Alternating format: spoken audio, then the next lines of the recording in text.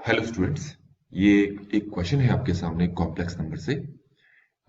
If z satisfies the inequality, ये एक inequality दे रखी है, देन वन हैज, आपके पास ये चार ऑप्शंस हैं, आपको करेक्ट ऑप्शंस को सिलेक्ट करना है।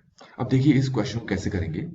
ये जो आपको यहाँ पर इनइक्वालिटी दे रखी है, पहले इस इनइक्वालिटी का एक ग्राफ हम बनाते हैं और ग्राफ के बेसिस पर ही हम इन चारों ऑप्शंस में कौन सा करेक्ट है कौन सा करेक्ट नहीं है उसको सिलेक्ट करेंगे। तो मैं जरा यहाँ पे लिखता हूं, ये है आपका mod z minus one is less than mod z plus one. तो इसके लिए हमने ये एक रियल एक्सिस और इमेजिनरी एक्सिस यहाँ पर बना दिया। अब यहाँ पर ये चीज देखिए क्या लिखा है, पहले तो ये है z प्लस वन। तो आप इस चीज को ध्यान में रखें, अगर मॉड z प्लस a लिखा है तो इसका मतलब है इसको हम ऐसे एज्यूम कर सकते हैं z माइनस माइनस a, ठीक हो गया। और जो ऑलरेडी z माइनस a लिखा है इसको चेंज करने की आपको जरूरत नहीं है। अब इसका क्या मतलब है, इसका मतलब ये है कि आपको एक तो रियल वैल्यू ये मिल रही है, एक रियल वैल्यू आपको ये मिल रही है। यहां पर भी जो ये मॉड z माइनस वन है इसको तो आप एज इट इज रख सकते हैं, लेस देन इसको आप लिख सकते हैं z माइनस माइनस वन। तो ये जो रियल वैल्यू है ये कहाँ लाई कर रही है, ये यहां पर कहीं लाई कर रही है माइनस वन, और ये वाली जो रियल वैल्यू है ये लाई कर रही है यहां पर। तो सबसे पहला काम ही हमें यही करना था कि इन दो रियल वैल्यूज को हम यहां पर रियल एक्सिस में शो करके दिखा दें। अब ये लिखा है z minus one, mod z minus one. देखो मॉड z माइनस वन का मतलब क्या है कि इसमें इस प्लेन में कहीं पर z है और z से वन तक का जो डिस्टेंस है वो कम है z से माइनस वन तक का डिस्टेंस। तो इसका मतलब ये है कि अगर मैं z यहां बनाता हूं तो ये z से माइनस वन का डिस्टेंस हो जाएगा और ये z से वन तक का डिस्टेंस हो जाएगा। तो आप देख सकते हैं कि z से वन तक का डिस्टेंस ज्यादा हो गया और z से माइनस वन तक का डिस्टेंस क्या हो गया, कम हो गया। तो इसीलिए ये जो z है वो यहां पर लाई नहीं कर सकते। तो इसका मतलब फिर हमें कहां तक चलना पड़ेगा, हमें इसको इस टाइप से बनाना पड़ेगा। वो z हमें यहां मानना पड़ेगा। अगर मैं z यहां मानूंगा तो अब आप देखें कि z से माइनस वन तक का डिस्टेंस जो है z से वन तक के डिस्टेंस से क्या है, बड़ा है। इसका मतलब ये जो z आप देख रहे हैं कॉम्प्लेक्स नंबर, वो y एक्सिस के राइट हैंड साइड पर आप कहीं पर भी बना सकते हैं। तो ये मैंने स्टार्टिंग में आपको ग्राफ बनाकर दिखा दिया कि उसका एग्जैक्टली मतलब क्या है। आई होप कि आपको अभी तक ये समझ में आ चुका होगा। तो ये हमारे पास जो इनइक्वालिटी दे रखी थी उस इनइक्वालिटी के बेसिस पर हमने ये ग्राफ यहाँ पर प्लॉट कर दिया है। अब वन बाय वन हम चीजों को यहाँ पर समझते हैं एक एक करके। अच्छा, सबसे पहले हमारे पास क्या है कि जो आर्गुमेंट z प्लस आयोटा है वो पाई बाय टू से लेस है।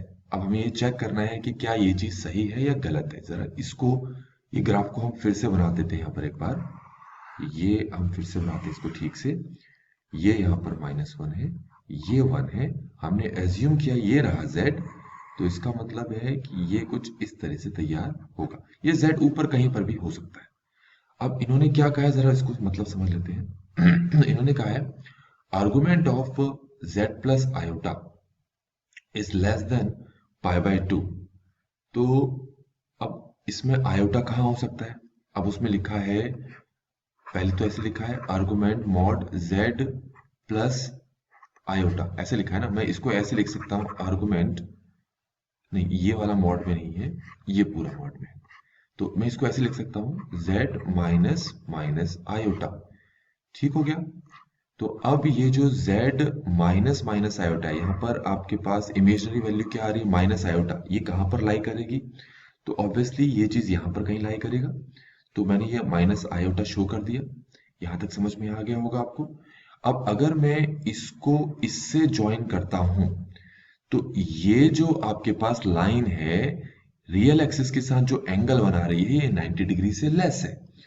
तो क्वेश्चन में ये कहा है, क्या कहा है, जरा दोबारा देखें। इसमें कहा है कि जो z प्लस वन लाइन है ना आपके पास, उसका जो आर्गुमेंट है, अब उसका आर्गुमेंट आप देख तक सकते हैं यहाँ 90 डिग्री से ऑलरेडी लेस है।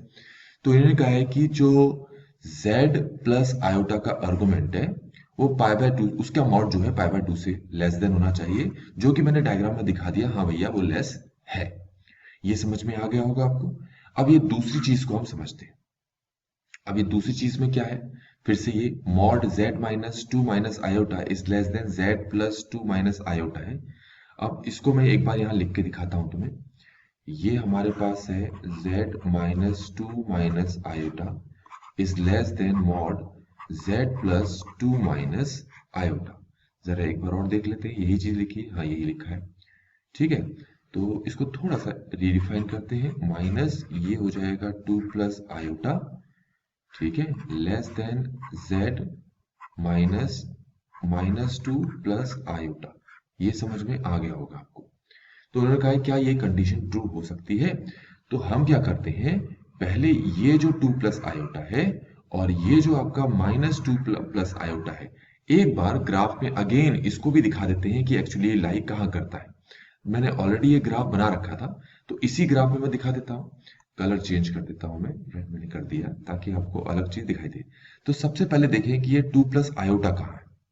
ये ऑलरेडी फर्स्ट क्वाड्रेंट में ही मिलेगा आपको। तो ये 2 यहाँ है, आयोटा सपोज कर लेते हैं यहाँ है, तो ये वाला पॉइंट हम एज्यूम कर लेते हैं कि 2 प्लस आयोटा है। ये समझ में आ गया होगा आपको। माइनस 2 प्लस आयोटा कहाँ है, सिंपल सी बात है, ये सेकंड क्वाड्रेंट पे होगा। तो सेकंड क्वाड्रेंट में यहाँ कहीं होगा। तो ये हो गया आपका माइनस 2 प्लस आयोटा।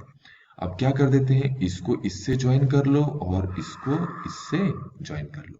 अब देखो इसका ये जो लेंथ है, आपको इस लेंथ से क्या दिखाई दे रही है, छोटी दिखाई दे रही है ना। तो जरा चेक करें, तो उन्होंने क्या कहा है, सेम वही चीज का है ना कि z minus minus 2 plus iota is less than इस डिस्टेंस के, जो कि हमारा ट्रू बैठ रहा है। देखिए ना, ये वाला डिस्टेंस जो है बड़ा है इस वाले डिस्टेंस से, यही चीज इन्होंने कही है। तो सेकेंड वाला ऑप्शन भी हमारे पास ट्रू है। थर्ड वाला ऑप्शन देखते हैं, इन्होंने कहा है real value of z is less than 0। अब z की जो रियल वैल्यू है वो लेस देन 0 होनी चाहिए। अब इसको जरा समझ लेते हैं। ये जो हमने यहाँ देखो, स्टार्टिंग में आपको कंडीशन ये दे रखी थी कि z माइनस ये दे रखा था, दोबारा देख लेते हैं, इसमें ये दे रखी थी, ये था ना, z माइनस 1 का mod is less than z plus 1 का मॉड। तो ये मैं दोबारा बता रहा हूँ, z माइनस 1 का mod is less than z plus 1 का मॉड, जिसको हमने कुछ ऐसे लिख लिया था इस टाइप से, z माइनस माइनस 1, और फिर मैंने आपको ग्राफ बनाकर दिखाया था कि z यहाँ पर होगा तभी ये कंडीशन, ये माइनस 1 ये 1, तभी ये कंडीशन हमारे पास ट्रू होगी। तो इसका मतलब है z ऑलवेज इस तरफ, इस जो इमेजिनरी एक्सिस है ना, इसके ऑलवेज राइट हैंड साइड पे लाई करेगा। मतलब या तो फर्स्ट क्वाड्रेंट पे लाई करेगा या फिर फोर्थ क्वाड्रेंट पे लाई करेगा। और इन दोनों क्वाड्रेंट में जो रियल वैल्यू ऑफ z होती है वो ऑलवेज ग्रेटर देन 0 होती है। तो लेकिन इन्होंने क्या कहा है, real value of z is less than 0, जो कि ट्रू नहीं है। तो हमारा सी ऑप्शन गलत हो गया। अच्छा, इसके बाद इन्होंने क्या कहा है कि imaginary value of i z bar is greater than 0। तो उसके लिए अब क्योंकि हमें पता लग गया है z या तो पहले क्वाड्रेंट पे लाई करेगा या फिर आपका थर्ड क्वाड्रेंट पे लाई करेगा, तो z की अपनी तरफ से कोई भी एक वैल्यू मान लेते हैं। z अपनी तरफ से जैसे मैंने 3 प्लस 4 आयोटा एज्यूम कर ली। इसका अगर मैं कॉन्जुगेट निकालूं तो ये हो जाएगा 3 माइनस 4 आयोटा, और इसको मैं आयोटा से मल्टीप्लाई करूं बोथ साइड्स, तो मुझे कुछ ऐसा देखने को मिलेगा, जो कि हो जाएगा 3 आयोटा प्लस, यहाँ पर मल्टीप्लाई करेंगे तो ये हमारे पास कितना आ जा रहा है, शायद इतना आ जा रहा है। आप एक बार इसको फिर से देख सकते हैं, कुछ ऐसा आ रहा है हमारे पास आयोटा से मल्टीप्लाई करने पर। अब इन्होंने क्या कहा है कि imaginary value of this is greater than 0। अब यहाँ पर मैंने जो अभी प्रूव किया है, जरा इसको देखें, ये देखिए आयोटा z बार हमारे पास ये आया, तो हम कह सकते हैं ना इमेजिनरी वैल्यू ऑफ z बार कितना आ रहा है, 4 आ रहा है, जो कि नहीं 4 नहीं आ रहा है, 3 आ रहा है, ये 3 आ रहा है जो कि ग्रेटर देन 0 है। तो इसीलिए हमारे पास जो डी ऑप्शन है वो भी ये यहाँ पर ट्रू है, वो भी सही है। तो इस तरीके से बच्चों हमने इस क्वेश्चन को कंप्लीटली सॉल्व कर लिया है। आई होप कि आपको ये सोल्यूशन समझ में आया होगा। Thanks for watching.